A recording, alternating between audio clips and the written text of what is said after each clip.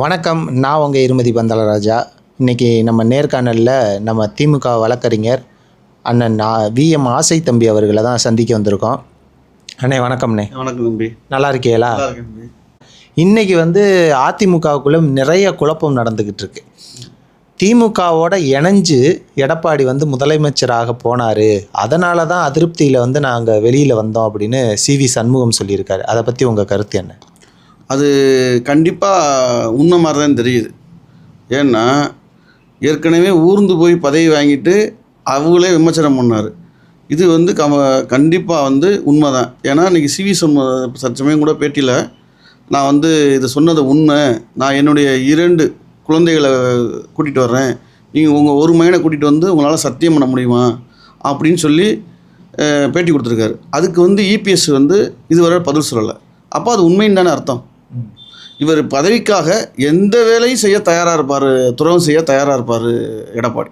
அதிமுகவை நம்பி வாக்களித்த மக்களுக்கு இபிஎஸ் துரோகம் பண்ணிட்டாரு அப்படின்னு சிவி சண்முகம் சொல்லியிருக்காரு. அதை பற்றி உங்கள் கருத்து? சிவி சண்முகனுக்கு இப்போ தான் அவர் துரோகம் பண்ணுறது தெரியுதா? ஏற்கனவே பதவி கொடுத்த சின்னம்மாவுக்கு துரோகம் பண்ணாருங்கிறது ஊரறிஞ்ச விஷயம். அதுக்கடுத்து 4.5 வருஷம் ஆட்சி அமைக்கிற உதவி அந்த ஓபிஎஸ்சியாக துரோகம் பண்ணது ஊரறிஞ்ச விஷயம்.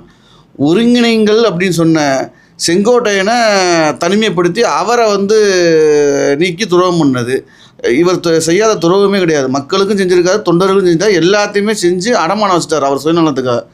மக்களுக்கும் அதிமுக தொண்டர்களுக்கும் கட்சிக்காரர்களுக்கெல்லாம் இது புதுசு இல்லை அவர் துரோகம் செய்கிறது. சிவி சமூகனுக்கு இன்றைக்கி ஏதாவது துரோகமாக மாறிடுச்சு என்னன்னு தெரியல. அதிமுகவில் மிகப்பெரிய குழப்பம் நடந்துக்கிட்டு இருக்கு. இதுக்கு என்னதான் வழி? இதுக்கு வழியே இல்லை.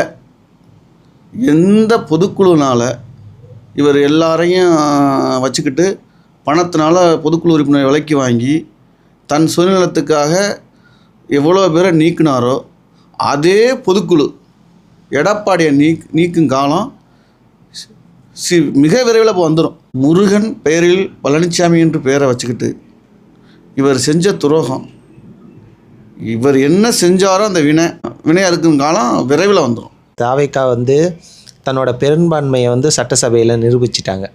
அவர் நினச்ச நம்பர் வேறு, ஆனால் அதுக்கு கூடுதலாகவே ஆதரவு வந்துருச்சு. 25 எம்எல்ஏக்கள், அதிமுக எம்எல்ஏக்கள் ஆதரவாக வாக்களிச்சிருக்காங்க. அப்போ மீதி 22 பேர் தான் எடப்பாடி கூட நிற்கிறாங்க. எடப்பாடிக்கு எதிராக தான் தாவேக்காவுக்கு ஆதரவாக பண்ணியிருக்காங்கன்றதை நம்மளால் புரிஞ்சுக்க முடியுது. இப்போ எடப்பாடியோட நிலைமை என்ன? எடப்பாடி பழனிசாமி அவர்களோட நிலைமை என்ன? அதிமுகக்குள்ளே எப்படி இருக்கும்? 22 எம்எல்ஏன்னு இருக்கிறது விரைவில் 1 அவர் மட்டும்தான் இருப்பார். இருந்ததுக்கப்புறம் ஆட்டோமேட்டிக்காக இவர் ஏற்கனவே என்னென்ன தவறு பண்ணியிருக்காரோ அதன் அடிப்படையில் இவர் விரைவில் தமிழ்நாட்டுக்கு துரோகம் செஞ்சு எல்லாரும் துரோகம் செஞ்சதுனால இவர் கண்டிப்பாக சிறை செல்வது உறுதி. எப்படி சொல்கிறீங்க சிறை செல்வது உறுதி? பல்வேறு அவங்க சம்பந்தி வழக்கு, மற்றபடி அதிகார துஷ்பிரயோகம் பண்ணது நிறையா இவர் மேலே வழக்கு இருக்குது. ஆனால் ஏற்கனவே நடந்தவங்க என்ன பண்ணான்னு தெரியல. இப்போ இதெல்லாம் தோண்டி எடுக்கப்படுங்கிறத மக்கள் எதிர்பார்க்குறார். நேர்மையான அரசாக இருக்கும் பட்சத்தில் விசை கண்டிப்பாக மக்களோட எதிர்பார்ப்பை இது செஞ்சால் இன்னும் நல்லாயிருக்கும். தாவேக்காவுக்கு விலைக்கு போயிட்டாங்க அதிமுக எம்எல்ஏக்கள்.